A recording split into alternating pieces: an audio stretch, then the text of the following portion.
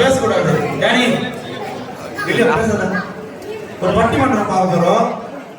பட்டிமன்றத்தோட தலைப்பு என்ன அப்படின்னு பாத்தீங்க அப்படின்னா, நம்முடைய வாழ்வில் வெற்றி பெறதுக்கு தேவையானது விசுவாசமா ஜபமா? இதான் தலைப்பு. விசுவாசமே எங்க விசுவாசம் ஜெயிக்க முடியும். விசுவாசம் தான் ஆலயத்துக்கு வர முடியும். விசுவாசம் தான் கடவுளை தொழுது கொள்ள முடியும். விசுவாசம் இல்லாம எப்படிங்க? ஜபத்தை விட விசுவாசம் தான் முக்கியம் அப்படின்னு பேசுறதுக்கு 5 பேர் இருக்காங்க பாய்ஸ். யாருன்னு பாத்தீங்கன்னா, அந்த விசுவாசமே அப்படின்ற குழுவோட தலைவர் வந்து ரோஹித், அடுத்து சாலமோன், அடுத்து ரோஹித் ராஜ், ஷாம், அகிலேஷ் அப்படின்னு 5 பேர் பேச போறாங்க. இந்த பக்கம் பாத்தீங்க அப்படின்னா, பெண்களுக்கு நாங்க ஒன்றும் சலைச்சோம் கிடையாது. விசுவாசம் இருக்கட்டும், ஜபம் இல்லாம எப்படி? ஜபம் இல்லாம எப்படிங்க நீங்க சர்ச்சுக்கு போவீங்க? ஜபம் இல்லாம எப்படிங்க விசுவாசம் வரும்?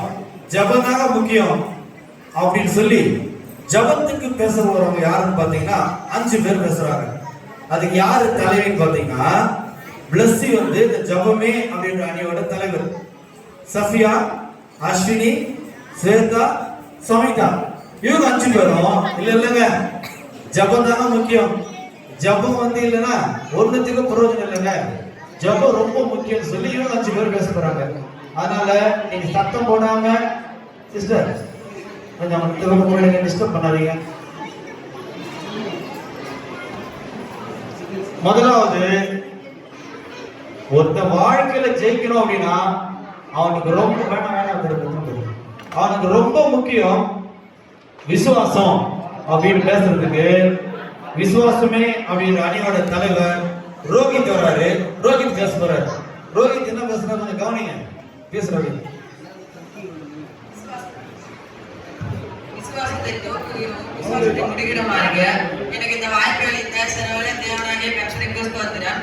நம்முடைய கிறிஸ்தவ வாழ்க்கையில் வெற்றி பெற வேண்டியதற்கு முக்கியமான காரணம் விசுவாசம் தான். நடுவரையாளர்களே என்று தீர்ப்பளித்தது ரெடியாக அமர்ந்திருக்கும் நடுவரை அவர்களுக்கும் எப்படியாவது வெற்றிவிட வேண்டும் என்று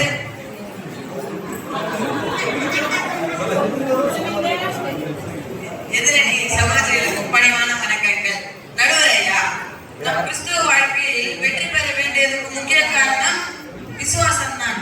எப்படி என்றால், ஆதியாகமத்திலிருந்து எடுத்துக்கங்க. ஆபிரகாம் விசுவாசத்தின் தகப்பன் என்று அழைக்கப்படுகிறார். அந்த பேரை ஆபிரகாம் சொந்தவனும் வாங்கல. ஆண்டவர் அவருக்கு வாக்குத்தத்தம் பண்ணினார். கடற்கரை மணலை போலவும் வானத்தின் நட்சத்திரங்கள் போலவும் பெருக பண்ணுவேன் வாக்குத்தத்தம் பண்ணினார். ஆண்டவர் அதை குறித்து ஆபிரகாம் பேசின பிறகு அதை நினைச்சு ஆபிரகாம் ஒன்றும் மணிக்கணக்கு அமர்ந்து ஜபம் பண்ணலையே, விசுவாசத்தால் பெற்றுக்கொண்டார். இவளை இயேசு கிறிஸ்து எரிகோவுக்கு சமீபமாக வந்து கொண்டிருக்கும் போது ஒரு குருடன் பிச்சை கட்டிக் கொண்டிருந்தார். அந்த வழியா ஒரு இயேசுப்பா போறாரு என்ற செய்தியை கேட்ட உடனே, இயேசுவே தாவீதின் குமாரனே எனக்கு இரவும் என்று கூப்பிட்டார். அதுக்கு இயேசுப்பா, நீ இன்னைக்கு ஜெபித்தாயா, தினமும் ஜெபிக்கின்றாயா என்று கேட்கலையே, நீ விசுவாசிக்கின்றாயா என்று தானே கேட்டார். ஆகவே நாங்க ஏன் இன்னும் வாதாடணும்? இயேசு கிறிஸ்துவே விசுவாசம் தான் பேசுன்னு சொல்லிட்டாரு. விசுவாசமே சொல்லி என் உரையை முடித்துக் கொள்கின்றேன்.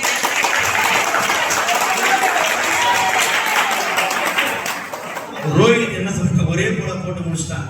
என்னங்க நீங்க ஜபம்னு பேசிட்டு இருக்கிறீங்க? விசுவாசம் தாங்க ரொம்ப முக்கியம். ஆபிரகாம் என்ன கூப்பிடுறாங்க? ஜபத்தின் தந்தை நான் கூப்பிடுறாங்க, விசுவாசத்தின் தந்தை தானே கூப்பிடுறாங்க. அவர் குழந்தையே இல்லாதப்ப கூட கர்த்தர் சொன்ன வார்த்தை கேட்டு என்ன பண்ணாரு?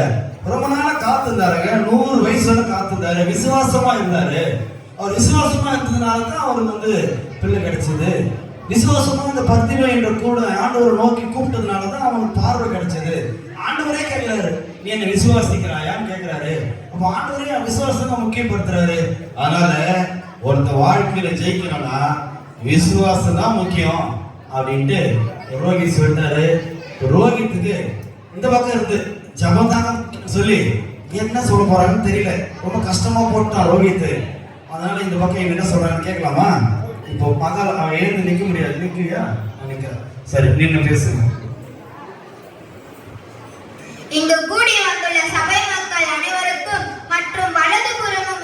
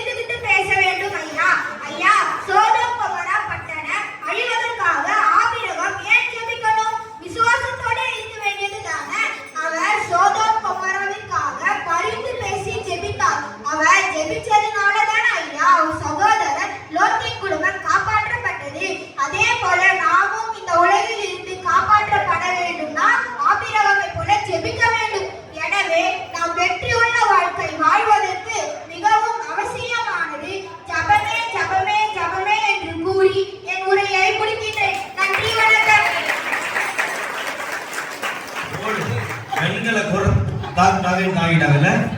அந்த குரலை பேச எனக்கு பயம் வந்துச்சு. பதில் சொல்லிடலாமா, இவங்க தான் வெற்றி பெற்றாங்க சொல்லிடலாமான்னு ஆகிட்டேன். அவங்க என்ன சொல்றாங்க, என்னங்க விசுவாசம், அவங்களும் பைபிளே சரியா படிக்கல, நல்லா படிச்சுக்க சொல்லுங்க அவங்களெல்லாம். அவர் என்னங்க ஆபிரகாம் ஜெபம் பண்ணாரு, ஆண்டவரே எனக்கு என்ன கொடுக்க போறீங்கன்னு ஆபிரகாம் கேட்டாருங்க. எனக்கு ஒரு பிள்ளை இல்லாம இருக்குங்க ஆண்டவர் கேட்டாரு. அது மாத்திரமா சோதோம் அடிக்கும் போது ஆண்டவர் கேட்கிறாரு, ஆண்டவர் கிட்ட போய் ஆபிரகாம், ஆண்டவரே 50 பேர் இருந்தா விட்டுருவீங்களா, 40 பேர் இருந்தா 30 பேர் இருந்தா 10 பேர் இருந்தா விட்டுருவீங்களா, ஆண்டவர் கிட்ட மன்றாடி ஜெபம் பண்றாருங்க. என்னதான் விசுவாசம் இருந்தாலும் ஜெபம் இல்லைன்னா ஒரு பிரயோஜனம் இல்லைங்க. அதனால ஜெபம் தான் முக்கியம் அப்படின்னு ஒரே போடப்பட்ட பிளஸிங் இன்னொரு முறை கேட்டுருக்கோம். ஏன்னா மழை வந்து பாருங்க ஆக்சிடென்ட் ஆயிட்டு அவ நிக்க கூட முடியல. ஆனா பேசும்போது ரொம்ப சந்தோஷமா இருந்தது. கர்த்தர் இன்னும் அதிக பலத்தை கொடுப்பாங்க. நான் வாழ்றேன், ஆசீர்வதிக்கிறேன். இங்க என்ன நடக்குதுன்னா இவங்க இது முடியாது போல இது தலைவா, எங்களை விட்டா போல ஓடிட்டு வந்துருக்கிறாங்கன்னு நினைக்கிறேன். என்ன பேசுறாங்க பார்க்கலாம். சாலமன் பேச போறாரு. சாலமன் வந்து விசுவாசத்தை பத்தி. அனைவருக்கும் ஸ்தோத்திரம், நண்பராயிருக்கும் ஸ்தோத்திரம், எதிராளிக்கும் ஸ்தோத்திரம், என்னைக்கும் ஸ்தோத்திரம். ஐயா, ஆவின் கனிகள் எத்தனை ஐயா?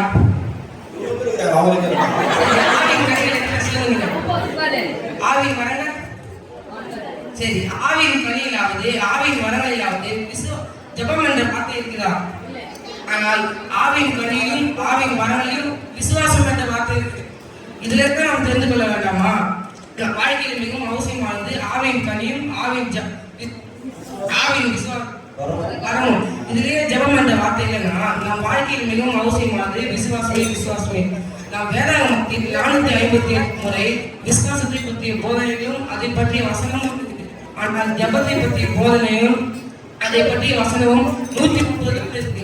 இதனை நாம் தெரிந்து கொள்ள வேண்டாமா? எத்தனை பேர் எவ்வளவு பேசினாலும் நம் வாழ்க்கையில் மிகவும் அவசியமானது விசுவாசமே என்று கூறி என் உரையை முடித்துக் கொள்கிறேன். நன்றி, வணக்கம். சாலமன் என்ன சொல்றாரு, ஒரு ஞானத்துல சிறந்தவர் இல்லையா, அந்த ஒரு விஷயம் ஏன்னா ஆவியின் வரங்கள் சொல்லுங்க, ஆவியின் கனிகள் சொல்ல, அதுல எங்கன்னா ஜெபம்ன்ற வார்த்தை இருக்கா? ரெண்டு எத்தனை விசுவாசம் தானே இருக்குது. பைபிளே விசுவாசம் சொல்லி இருக்குது. அது மட்டுமா 450 முறைக்கு மேல விசுவாசம் தாங்க பைபிள்ல சொல்லி இருக்குது. ஜெபத்துக்கு 350 முறை தான் சொல்லி இருக்குது. எது ஜாஸ்தி, 450 150? அப்போ எங்களுக்கு தான் நாங்க தான் எங்களுக்கு பிரைஸ் கொடுக்கணும். விசுவாசம் தாங்க ஜெயிக்குது, விசுவாசம் தாங்க வாழ்க்கையில வெற்றி பெற ரொம்ப முக்கியம்னு சாலமன் போட்டாரு ஒரு விஷயத்த. சாலமனுக்கு இவங்க என்ன பதில் சொல்ல போறாங்கன்னு தெரியல. இந்த பக்கத்துல பாத்தீங்கன்னா ஷஃபியா வந்து சொல்ல போறாங்க, இல்ல நீங்க சொல்றதெல்லாம் நான் ஒத்துக்க மாட்டேன், ஜெபம் தான் முக்கியம்னு ஷஃபியா பேச போறாங்க. அனைவருக்கும் ஸ்தோத்திரம். நடுவர் ஐயா, எங்க எதிராளிகள் சொன்னாங்க ஆவியின் கனியிலும் ஆவியின் வரங்களும் விசுவாசம் இருக்கு, ஆனா ஜெபம் இருக்கா என்று சொன்னாங்க ஐயா. ஆனா ஆவியின் கனியும் ஆவியின் வரம் நாம் பெற்றுக்கொள்ள முக்கியமா ஜெபம் தாங்க. இந்த பேசிக் கூட அவங்களுக்கு தெரியல. நம்முடைய வாழ்க்கையில அடித்தளமே ஜெபம் தாங்க. அவர்களுக்கு பேஸ்மெண்ட் பண்ணலாம், பில்டிங் போட்டு ஸ்ட்ராங்கா கட்டுவாங்க, என்ன நடக்கும் இதுதான் விழுந்துடும். எனவே நம் வாழ்க்கையில் ஆவியின் வரங்கள் பெற்றுக்கொள்ள ஜெபமே என்று உரையை முடித்துக் கொள்கிறேன். நன்றி, வணக்கம்.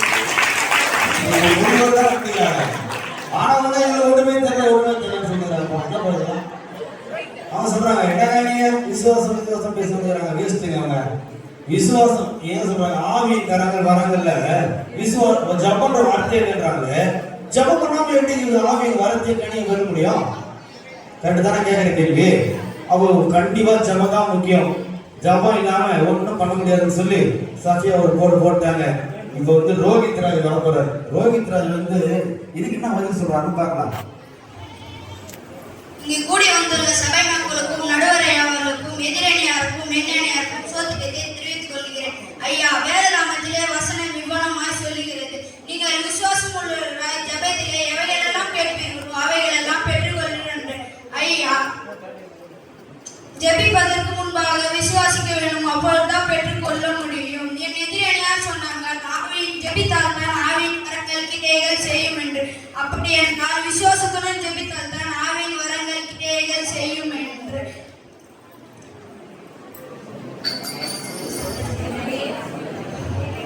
எனவே விசுவாசமே சொல்லுங்க. சாத்ராக், மேஷோ, ஆபேத்நேகோ இவர்கள் எல்லாம் எடுத்துக்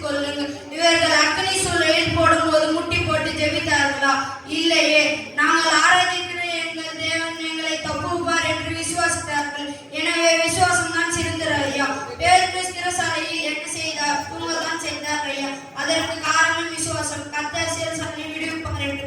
எனவே நாம் வாழ்க்கையில் மிகவும் சிறந்தது விசுவாசமே விசுவாசமே என்று கூறி என் உரையை நான் முடிக்கிறேன். ரோஹித் ராஜனா வாதம் பண்றாரு. எங்க பேதுரு கொண்டு போய் சிறைச்சாலையில அடைச்சு வைக்கும் போது அவர் என்ன ஜெபம் பண்ணாரு? 10 தூங்கி தானே இருந்தாரு. தூக்கி தந்தவரை காப்பாத்துறியா? சாத்ராக் மேஷாக் ஆபேத்நேகோ தூக்கி நெருப்புல போட்டாங்களே, நாங்க ஜெபம் பண்ணிட்டாங்க இல்லையே. அவங்க விசுவாசமா இருந்தாங்க. நான் இடைவிடாமல் ஆராதிக்கிற தேவன் எங்களை தப்புவிக்க வல்லவராய் இருக்கிறார். விசுவாசமா இருந்தாங்க. விசுவாசமா இருந்ததுனால அவங்க வந்தாங்க. நீங்க ஆவியின் கரங்கள், ஆவியின் வரங்கள், கனிகளை நீங்க வெட்டுனா கூட விசுவாசமா இருந்தீங்கன்னா தான் உங்களுக்கு கிடைக்கும். விசுவாசம் இல்லைன்னா அது கூட நீங்க பெற்றுக்கொள்ள முடியாதுன்னு சொல்லி ரோஹித் ராஜ் சொல்றாரு. இப்ப அதுக்கு இந்த பக்கம் இருந்து அஸ்வினி என்ன பதில் சொல்றாங்கன்னு பார்க்கலாம்.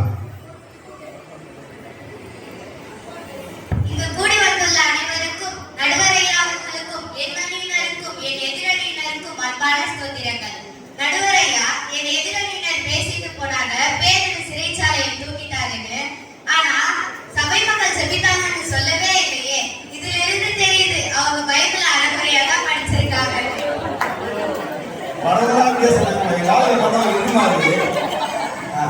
ஐயா, சபை மக்கள் ஜெபித்தனாலதான் பேருக்கு விடுதலை கிடைச்சது. வெறுமனே விசுவாசித்தா பேருக்கு எப்படி விடுதலை கிடைச்சிருக்கும்? ஐயா, நினிவே மக்களை எடுத்துக்கொள்ளுங்கள். 40 நாளில் நினிவே கடுக்கப்பட்டு போம் என்று யோனா தீர்க்கதரிசி எச்சரித்த போது ராஜா முதல் எளிய குடிமக்கள் வரை இரட்டு உடுத்தி உபவாசித்து ஜெபித்தார்கள். ஜெயத்தை பெற்றுக் கொண்டார்கள். அவர்கள் விசுவாசத்தோடு இருக்கவில்லையே, தங்களை தாழ்த்தி ஜெபித்தார்கள் தானே. எனவே நம் வாழ்க்கையை வெற்றி பெற மிகவும் அவசியமானது ஜபமே ஜபமே ஜபமே என்று கூறி என் உரையை முடித்துக் கொள்கிறேன். நன்றி, வணக்கம். ஆனா ஒரு விஷயம் தீர்மானம் பண்ணிட்டாங்க. இவங்கெல்லாம் பைபிளே படிக்கிறது கிடையாது. எனக்கே அசிங்கமா இருக்குது அதை நினைச்சா. இப்போ என்னன்னா இவங்க என்னதான் பண்ண போறாங்கன்னே எனக்கு தெரியல. இவங்க பேசுறதுலாம் பார்த்தா இவங்க என்ன பதில், ஜப்பம் தாங்க ஜெயிக்கும், ஜப்பம் இல்லைன்னா ஒண்ணுமே பண்ண முடியாதுங்க அப்படின்னு சொல்லி அஸ்வினி ரொம்ப ஸ்ட்ராங்கா சொல்லிட்டாங்க. இல்லைங்க, இந்த மாதிரி நான் விட்டு கொடுக்குற மாதிரி இல்லை, விசுவாசம் தான் அப்படின்னு பேசுறதுக்கு யார் வர போறாங்கன்னா ஷாம் வர போறான். ஷாம் என்ன பதில் சொல்றான் பாருங்க.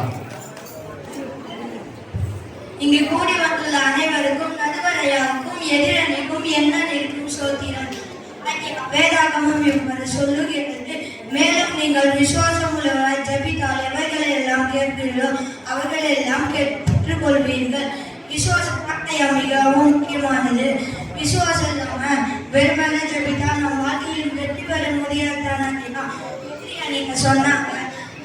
சபை மக்கள் பேதருக்காக தப்பு பண்ணாங்க. சரி இருக்குத்தாயா, ஆனா பேதர்கிட்ட போய் சொன்னாங்களா, நாங்க உங்களுக்காக ப்ரேயர் பண்றோம், நீங்க நிம்மதியா தூங்குங்க என்று சொன்னாங்க.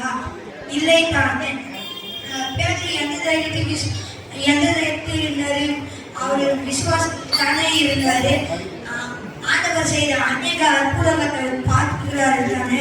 புஸ்தகம் சுத்தமாக்கியது, சுகமாக்கியது என பல அற்புதங்களை அவர் பார்த்திருக்கிறார் தானே. அதனால்தான் அவர் விசுவாசத்திலே உறுதியா இருந்தார். நானும் சொல்லுகிறேன், நம் வாழ்க்கையில் மிகவும் அவசியம் விசுவாசமே விசுவாசமே விசுவாசமே என்று என் உரையை முடித்து நன்றி. ஷாம் சரியா போட்டான். இந்த முறை இவ்வளவு லாக் ஆயிட்டாங்க. அவன் என்ன சொல்றா, பேதுரு சிறைச்சாலையில இருந்தாரு, ஆனா அவருக்காக சபை மக்கள் தான் ஜெபம் பண்ணாங்க, அதனாலதான் பேதுரு காப்பாற்றப்பட்டாருன்னு சொல்றீங்களே. இந்த விஷயம் பேதுருக்கு தெரியுமா? அவருக்கு தெரியாது. அவர் பாட்டு நிம்மதியா 10 தூங்கி தானே இருந்தாரு. அவருக்கு என்ன விசுவாசம்னா, இவ்வளவு அற்புதம் ஆண்டவர் பண்ணாருல்ல, அந்த பெரும்பாலும் ஸ்திரீ கொடுத்தாரு, மறித்தவனை உயிரோட எழுப்பினாரு, எத்தனையோ அற்புதம் செஞ்சாருல்ல, அதே மாதிரி ஆண்டவர் என்னையும் விடுவிப்பாருன்னு அவர் ரொம்ப தைரியங்க, விசுவாசமா பத்துனாரு. அதனால ஆண்டவர் அவர் காப்பாத்தினாரு. அதனால விசுவாசம் தான் ஒருத்தனை உயர்த்தம், ஒருத்தனை காப்பாற்றணும் சொல்லி ஷாம் சொல்லிட்டான். இந்த ஷாமுக்கு பதில் சொல்றதுக்கு யார் வர போறாங்க அப்படின்னா ஸ்வேதா. ஸ்வேதா என்ன பதில் சொல்ல போறாங்க பார்க்கலாம். கூடி வந்துள்ள அனைவருக்கும் வணக்கம். நடுவராக அமர்ந்திருக்கும் நடுவர் ஐயாவுக்கும், என் அணியருக்கும், என் எதிர் அணியருக்கும் என் முதல் வணக்கத்தையும் ஸ்தோத்திரத்தையும் தெரிவித்துக் கொள்கிறேன். ஐயா, என் எதிர் அணியினர் கூடினார். ஐயா, இயேசு அநேக அற்புதங்களை செய்தார் என்று, குஷ்டரோகியை சொஸ்தமாக்கினார், பெரும்பாலான ஸ்திரீகளை சுகமாக்கினார் என்று. இவையெல்லாம் செய்வதற்கு முன்பு இயேசு என்ன செய்தார் ஐயா? அவர் 40 நாள் இரவும் பகலும் உபவாசித்து ஜெபித்தார் ஐயா. அது மட்டும் அல்லாமல் அவர் ஊழியத்தை செய்வதற்கு முன்பு உபவாசித்து இருந்து ஜெபித்தார் ஐயா. நாமும் எப்படி ஜெபிக்க வேண்டும் என்று நமக்கும் கற்றுக் கொடுத்திருக்கிறார்கள் ஐயா. நாம் அதிகாலை எழுந்து இருளுடன் ஜெபிக்க வேண்டும் ஐயா. இருள் முழுவதும் ஜெபிக்க வேண்டும் ஐயா. நம் ஆண்டவராக இயேசு கிறிஸ்துவே நமக்கு ஜெபத்தோடைய முக்கியத்துவத்தை கற்றுக் கொடுத்திருக்கிறார்கள் ஐயா. நான் ஆணித்தரமாக சொல்கிறேன் ஐயா, நமக்கு வாழ்நாளில் முக்கியமானது ஜெபமே ஜெபமே என்று கூறி என் உரையை முடித்துக் கொள்கிறேன் ஐயா. Super super. ஜெபம்தாங்க முக்கியமா? ஆண்டவர் இந்த உலகத்துல இந்த ஊழியத்தை ஆரம்பிக்கிறதுக்கு முன்னாடி 40 நாள் உபவாசம் இருந்து ஜெபம் பண்ணாரு இல்லையா? கொண்டு போய் பேதுருவும் யோவானை கொண்டு போய் என்ன பண்ணாரு? எனக்காக கொஞ்ச நேரம் விழித்திருந்து ஜெபம் பண்ண மாட்டேங்கிறாங்க கேட்ட ஆண்டவரே ஜெபம் பண்ணாராங்க. ஜெபம் பண்ணது மட்டும் இல்லாம படமனத ஜெபத்தை சொல்லி கொடுத்திருக்கிறாரு. நீங்க எப்படி ஜெபம் பண்ணணும்னு ஆண்டவர் சொல்லி கொடுத்திருக்கிறாரு. அப்ப ஜெபம் ரொம்ப முக்கியம்ன்றதுனால தானே ஜெபம் எப்படி பண்ண சொல்லி கொடுத்தாரு. அப்ப ஜெபம் தாங்க முக்கியம் வாழ்க்கையில ஜெயிக்கிறது அப்படின்னு ஸ்வேதா சொல்லி முடிச்சிட்டாங்க. கடைசியா ஸ்வேதாக்கு பதில் சொல்றதுக்கு யார் வர போறாருன்னா அகிலேஷ் வர போறா. அகிலேஷ் என்ன சொல்ல போறாருன்னு பார்க்கலாம். இங்கு கூடி வந்துள்ள அனைவருக்கும் ஸ்தோத்திரம். ஐயா, ஜெபத்திற்கு பலன் தருவதே விசுவாசம் தான் ஐயா. இயேசு பலரை சுகமாக்கிய போது அவர் என்ன கூறினார்? உன் விசுவாசம் தான் உன்னை ரட்சித்தது என்று கூறினார். நான் அதுவும் ஜெபம் உன்னை ரட்சித்தது என்று கூறவில்லை ஐயா. பெரும்பாலுள்ள ஸ்திரீ கூட விசுவாசத்தோடு தான் போய் வஸ்திரத்தை தொட்டார் ஐயா, ஜெபத்தோடு போய் தொடவில்லையே. இயேசு அவளுக்கு என்ன பதில் கூறினார்? மகளே, திடன்கொள், உன் விசுவாசம் ரட்சித்தது என்று தான் கூறினார். எனவே நம் வாழ்க்கை மிகவும் முக்கியமானது விசுவாசமே என் பேர் முடிக்கிறேன். என்ன அற்புதம் நடந்தாலும் எந்த அற்புதத்தை பெற்றுக்கொண்டாலும் விசுவாசத்தோடு போனதாங்க நடக்கும். ஆண்டவரோட வஸ்திரத்தை தொட்டா சுகம் கிடைக்கும். அவங்களுக்கு எப்படி தெரியும்? அது மேல ஒரு காரியம் நடக்கவே இல்லையே. நடக்காத ஒரு காரியத்தை தன் இருதயத்தில் வச்சாங்க. அவர்கிட்ட போக முடியாது, அவர்கிட்ட பேச முடியாது. ஆனா அவர் வஸ்திரத்தின் ஓரத்தை தொட்டா கூட சுகம் கிடைச்சிருவோம். அவங்க நம்பினாங்க, விசுவாசிச்சாங்க. விசுவாசத்தினாலதான் அவங்க நன்மை பெற்றுக்கொண்டாங்க. அற்புதம் நடந்தது. இப்போ விசுவாசம் இல்லாம என்ன பண்ண முடியாது, எதுவுமே நம்ம பெற்றுக்கொள்ள முடியாதுன்னு சொல்லி இந்த பக்கத்தை அர்த்தம் அவங்க வாதத்தை முடிச்சிட்டாங்க. கடைசியா இந்த பக்கம் இருந்து ஜெபமே அப்படின்ற தலைப்பில் பேச சமிகா வராங்க. இங்கு கூடி வந்துள்ள அனைவருக்கும், நடுவர் ஐயா அவர்களுக்கும், என் நண்பர்களுக்கும், எதிரணியருக்கும் முதல் ஸ்தோத்திரத்தை தெரிவித்துக் கொள்கிறேன். நான் உங்களை ஒரு கேள்வி கேட்கலாமா? காலையில் தூங்கி எழுந்தவுடன் என்ன செய்வீர்கள்?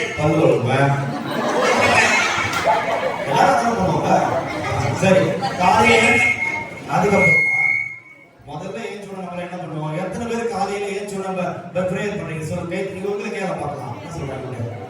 ஒரு 4 கை கூட வரல. எத்தனை பேர் காலையில எழுந்த உடனே பைபிள் வாசிக்கிறீங்க? பொய் சொல்ல கூடாது. சர்ச்சில் உட்காந்து பொய் சொன்னீங்கன்னா அப்படியே மேல போயிடுவீங்க. ஆமா, அப்படி புஷ்னு போயிடுவீங்க, காத்து மாதிரி பொய் சொல்ல கூடாது. எத்தனை பேர் காலையில எழுந்து பைபிள் வாசிக்கிறீங்க? ஜெபம் பண்றவங்க நீங்க லாஸ்டா நீங்க எல்லாம் கை தூக்குனவங்களா? அவங்க மாதிரி தான் நானும் ஜெபம் தான் பண்றேன். ஆமா,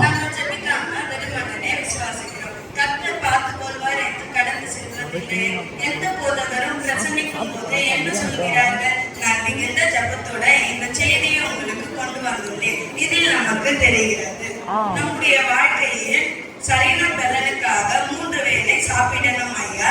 நம்முடைய ஆவிக்குரிய வாழ்க்கையில் 3 வேளை ஜெபிக்கணும் ஐயா. தானியேல் கூட தினமும் 3 வேளை ஜெபித்துத்தான் தன் ராஜ பணியை செய்து முடித்தார். ஜபத்தில் 2 முக்கியத்துவம். விசுவாசம் என்பது நம்மிடத்தில் இருக்கும் பெட்ரோல் மாதிரி, ஆனால் ஜபம் தான் வண்டியை ஓட வைக்கும் இன்ஜின். இன்ஜின் இயங்காமல் பெட்ரோல் மட்டும் இருந்தால் பயணம் சாத்தியமாகாது ஐயா. எனவே நம்முடைய வாழ்க்கையில் மிகவும் முக்கியமானது ஜபமே ஜபமே என்று என் உரையை முடித்துக் கொள்கிறேன்.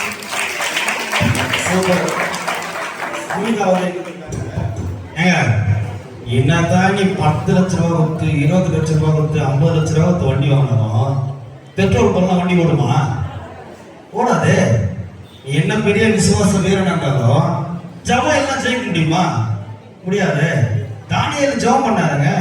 அவங்களை ஜெபம் பண்ணக்கூடாதுன்னு சொன்ன போது கூட தானியேல் என்ன பண்ணாரு? 3 வேளை ஜெபம் பண்ணாங்க. எஸ்தர் என்ன பண்ணாங்க? உபவாசித்து ஜெபம் பண்ணாங்க. அப்ப ஜெபம் பண்ணாதாங்க ஜெயிக்க முடியும். வேறு விசுவாசத்தை வச்சுட்டு ஒண்ணுமே பண்ண முடியாதுன்னு சொல்லி என்ன பண்ணாங்க, சமிதா சொல்லிட்டாங்க. இப்ப என்ன சிக்கல்னா, என்ன சொல்றது எனக்கு தான் ஒண்ணும் தெரியாம போவாங்க. ஏன்னா இப்ப பாத்தீங்க அப்படின்னா, இப்ப நம்ம ஏதோ ஒரு முடிவுக்கு வரணும்ல, எது முக்கியம் அப்படின்னு ஒரு முடிவுக்கு வரணும். இந்த பிள்ளைங்க ரொம்ப அழகா பேசினாங்க. இவங்க சொல்றாங்க, ஏங்க ஆபிரகாம் வந்து விசுவாசத்தின் தந்தை, அவர் விசுவாசிச்சாரு. அவர் பிள்ளைக்கு 100 வயசுல பிள்ளை பெற்றாச்சுங்க. அவர் சரீரம் செத்து போச்சு, அவரோட கர்ப்பம் செத்து போச்சுன்ற நேரத்துல கூட அவர் விசுவாசமா இருந்ததுனால வந்தாருன்றாங்க. இவங்க என்ன சொல்றாங்க, இல்ல ஆபிரகாம் ஜெபித்தாரு அப்படின்றாங்க.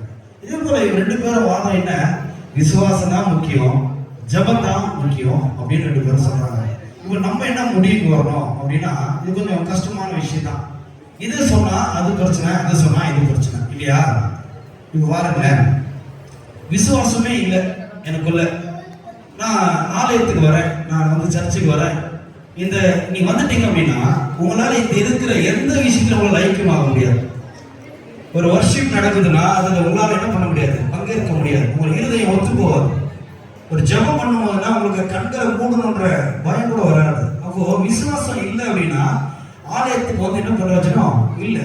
சரி, எனக்கு வந்து நான் ரொம்ப நல்லா பெரிய ஜெப வீரன், நான் நல்லா ஜெபிப்பேன், நான் வந்து முட்டி போட்டேன்னா 3 மணி நேரம் ஜெபிப்பேன், ஆனா நான் ஜெபிக்கிறேன், ஆனா என் கூட விசுவாசம் இல்லை அப்படின்னா அதுக்கு என்ன இல்லை, பலனே இல்லை. கிரியை இல்லாத விசுவாசம். வேதத்துல பவுல் சொல்றாரு, நீ விசுவாசம் இல்லாமல் தேவனுக்கு பிரியமா இருப்பது கூடாத காரியம், தேவனை சேருகிறவர் அவர் உண்டு என்றும் தம்மை தேடுகிறவர்களுக்கு அவர் பதிலளிக்கிறார் என்பதையும் விசுவாசிக்க வேண்டும் அப்படின்றார். அப்போ நம்ம என்ன தெரிஞ்சுக்கணும் அப்படின்னா, விசுவாசமோ ஜெபமோ ஒன்றுக்கொன்று எதிரானது அல்ல, ஒன்றுக்கொன்று துணை புரிவது. விசுவாசம் இல்லாம நீங்க ஜெபம் பண்ணா அந்த ஜெபத்துக்கு ஒரு பிரயோஜனம் இல்லை. நீங்க வெறும் ஜெபத்தோட நிக்கிறீங்க அப்படின்னா, உங்களுக்குள்ள விசுவாசம் இல்லை அப்படின்னா உங்களுக்கு என்ன பண்ணாது, எந்த ஒரு கிரியையும் நடக்காது. சரி, இது நம்ம சொல்றதை விட பைபிள் என்ன சொல்லிருக்குது பார்க்கலாம் அப்படின்னு பார்க்கும்போது, யாக்கோபு எழுதின பொதுவான நிருபம் அதுல பாத்தீங்க அப்படின்னா 1வது அதிகாரத்துல ஆண்டவர் சொல்றாரு, உங்களில் ஒரு ஞானத்திலே குறைவுள்ளவனாய் இருந்தால் யாவருக்கும் சம்பூர்ணமாய் கொடுக்கிறவரும் ஒருவரையும் கடிந்து கொள்ளாதவருமாகிய தேவனிடத்திலே கேட்க கடவன், அப்பொழுது அவனுக்கு கொடுக்கப்படும் அப்படின்னு சொல்லிட்டு நிறுத்தல. பவுல் சொல்றாரு, யாக்கோபு சொல்றாரு, ஆனாலும் நீங்கள் எவ்வளவாகிலும் சந்தேகப்படாமல் விசுவாசத்தோடு கேட்க கடவன். சந்தேகப்படுகிறவன் காற்றினால் அடிபட்டு அலைகிற கடலின் அலைக்கு ஒப்பாய் இருக்கிறான். அப்படிப்பட்ட மனுஷன் தான் கர்த்தரிடத்தில் எதையாகிலும் பெறலாம் என்று நினையாதிருப்பானாக. இரு மனம் உள்ளவன் தன் வழி எங்கிலும் நிலையற்றவனாய் இருக்கிறான். அப்போ நீங்க ஒரு வாழ்க்கையில வெற்றி பெறணும் அப்படின்னா, வாழ்க்கையில ஒரு மனுஷன் ஜெயிக்கணும் அப்படின்னா அவனுக்கு 2 காரியமும் முக்கியம். முதலாவது அவனுக்கு என்ன இருக்கணும், அவனுக்குள்ள விசுவாசம் இருக்கணும். ஆண்டவர்கிட்ட கேட்டா அது நடக்கும், அதை செய்வார் அப்படின்ற விசுவாசம் இருக்கணும். அந்த விசுவாசத்தோட கூடிய ஜெபம் தான் நமக்கு வெற்றியை தரும். விசுவாசம் இல்லாமல் ஜெபிக்கிறதும் வெறும் ஜெபத்தை மட்டுமே அதிகரிக்கிறதும் நமக்கு என்ன தராது, ஒரு பலனையும் தராது. அப்ப நம்ம கடைசியா இந்த முடிவு என்னன்னு பாத்தீங்கன்னா, விசுவாசத்துடன் கூடிய ஜெபமே வாழ்க்கையில நமக்கு வெற்றியை தரும். அல்லேலூயா. விசுவாசம் இல்லாம தேவனுக்கு பிரியமா இருப்பது கூடாத காரியம். அதனால ஜெபமும் முக்கியம், விசுவாசமும் முக்கியம். விசுவாசம் இல்லாம நம்ம என்னதான் ஜெபம் பண்ணாலும் அதுக்கு என்ன கிடைக்காது, ஒரு பலனும் கிடைக்காது. நீங்க நம்ம 4 பேர் பார்க்கணும்னு நீங்க விழகால் பண்ணிட்டு நீங்க ஜெபிக்கிறீங்க அப்படின்னா அந்த ஜெபத்துக்கு என்ன கிடைக்காது, பலன் கிடைக்காது. அதனால விசுவாசத்துடன் கூடிய ஜெபமே நம்ம வாழ்க்கையில உயர்த்தும் என்று சொல்லி நான் தீர்ப்பு சொல்றேன். இதுல பங்கேற்ற அன்பு பிள்ளைகள் யாவரையும் நான் உண்மையா மனதார வாழ்த்துறேன். உண்மையா ஒரு பெரிய பட்டிமன்றம் பார்த்தவா இருந்துச்சு இல்லையா? நல்லா கிளாப் பண்ணுங்க. நிறைய பேர் வாழ்த்து வாயுடைய போய் காதுகளே வழி வந்துச்சு. கர்த்தர்களை ஆசீர்வதி.